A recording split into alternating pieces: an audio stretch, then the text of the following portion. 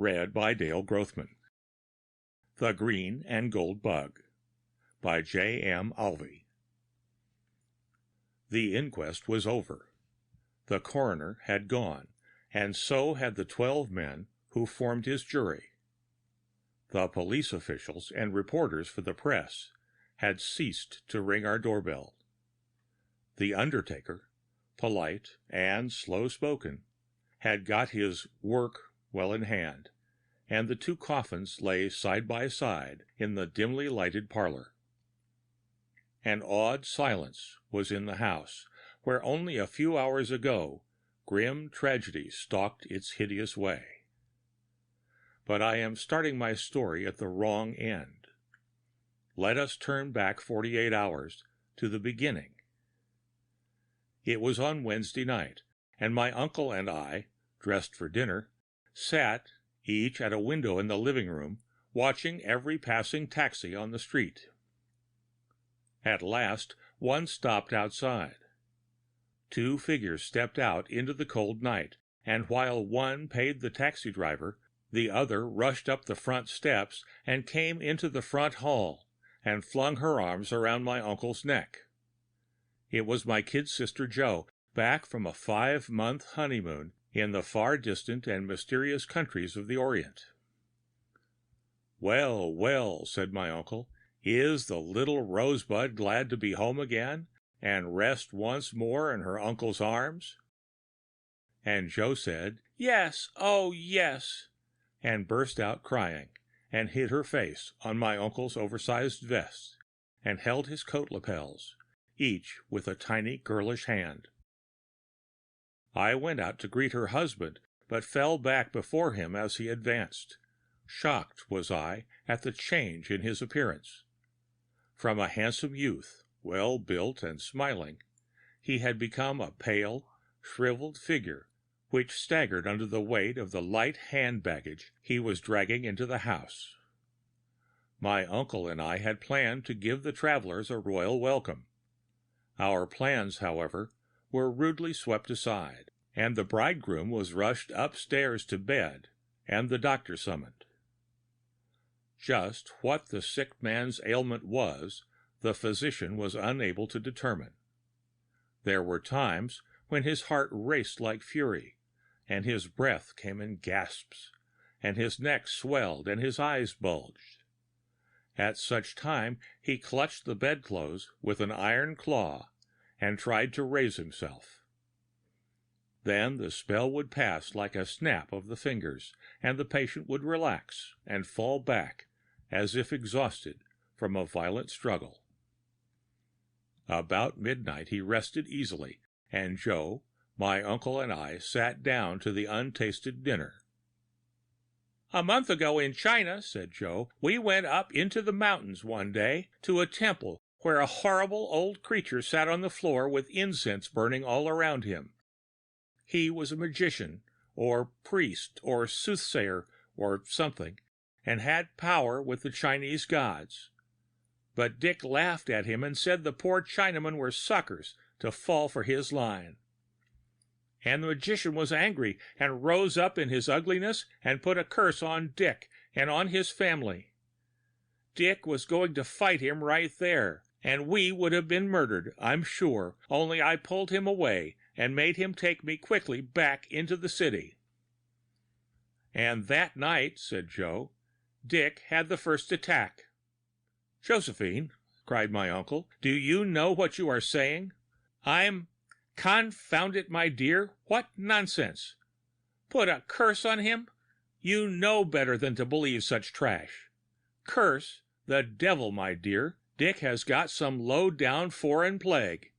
It doesn't matter whether the Democrats or the Republicans are in power, there's no place like the USA.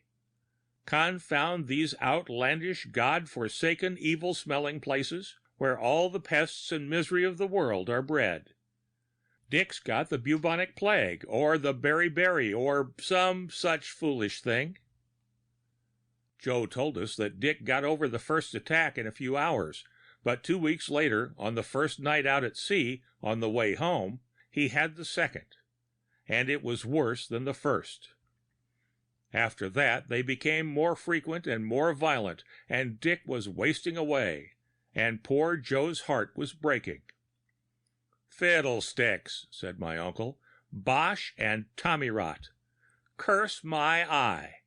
I'm no doctor, but the lad's got some heathen disorder. But cheer up, little woman. We'll have your lover overhauled and in A1 shape in a jiffy. It might take a month to get real sick in China, but that's China. You're home now, my dear, and it doesn't take all day to get a pain in the tummy here, nor all night to get over it. Just smile, little girl, and get ready to go to housekeeping. That's what. It was 2 o'clock before the house settled down. It was 3 when I heard a noise outside my door. I went out to see what it was. The light at the top of the stairs had been left burning, and as I opened my door there was enough light to show me the deformed creature that was creeping along the wall of the hallway. A hideous man, a weird beast, some terrible imp from hell. What, I could not say.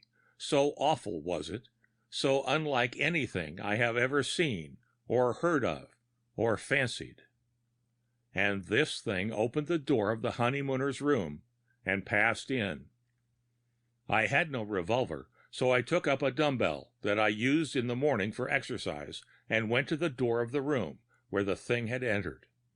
I opened it and reached in and snapped on the lights. In the bed lay the travelers sound asleep. I went over and touched them to make sure they were only sleeping. I looked under the bed, in the closet, and out on the porch roof under the windows. There was nothing there. Joe, open-mouthed and wide-eyed, caused me to pull my head in from the window. "What's the matter? What's the matter?" "Nothing," I said. "Don't be frightened. I thought I heard the fire engines going downtown and came over to look." I went downstairs to look around a bit. The hall, the parlors, the dining room were all empty, but in the little passage that runs from the dining room to the kitchen, I thought I heard a footstep. I was sure I did. I stood and listened.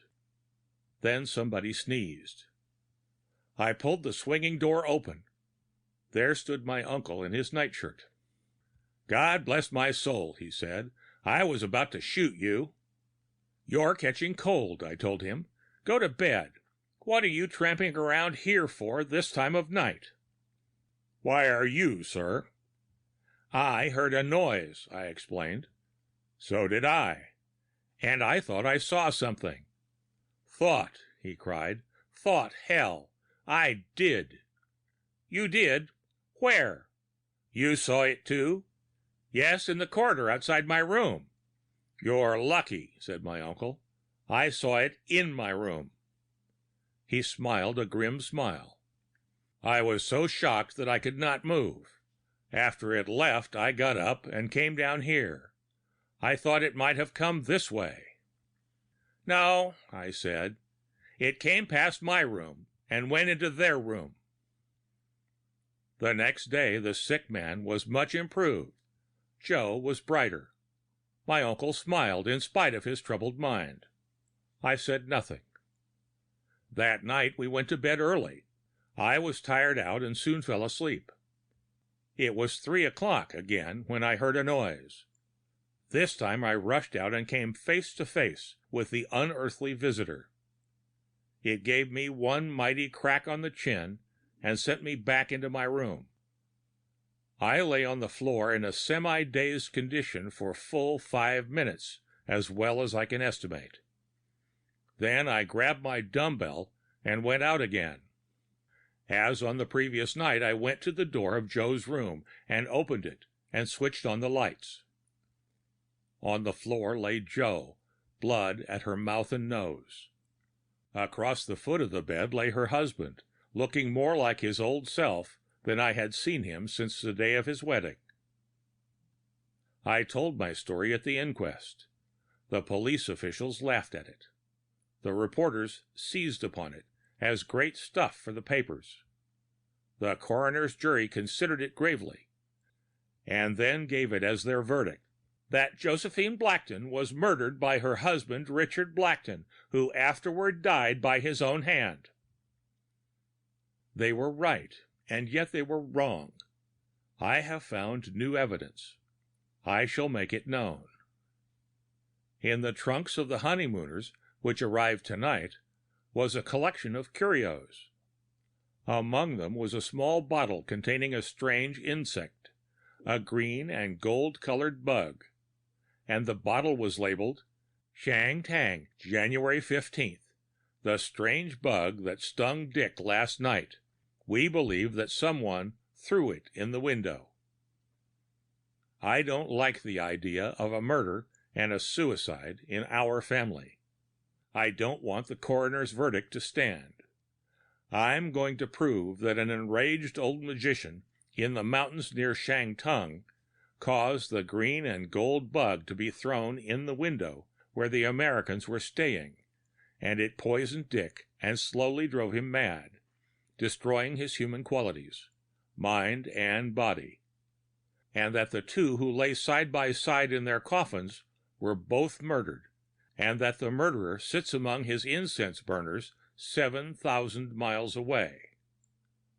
I'm going to prove it if I have to go to China. The end of The Green and Gold Bug by J. M. Alvey.